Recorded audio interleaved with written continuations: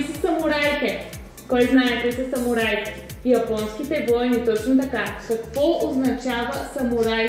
Служана, хайде да повторим. Служана не означава слуга, нали така? А да служиш, всъщност това е едно от най-добрите неща в света, които можеш да правиш. Защото така усещаш, че ти си в своята мисия, че ти помагаш на другите. И колкото повече помагаме на другите, толкова повече ставаме самите ние по-добри.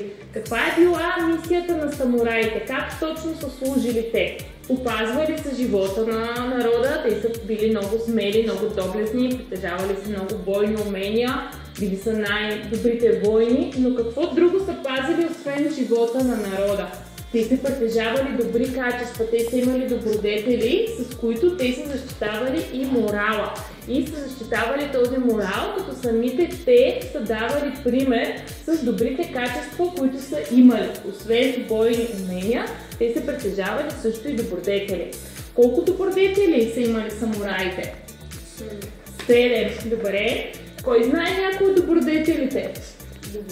Доброта. Как е доброта на японски? Дзин. Хайде да повторим. Дзин. Добре. Как е чест? Мейо. Хайде да повторим. Мейо. Как е справедливост на японски? Кой знае? Ги. Хайде да повторим. Ги.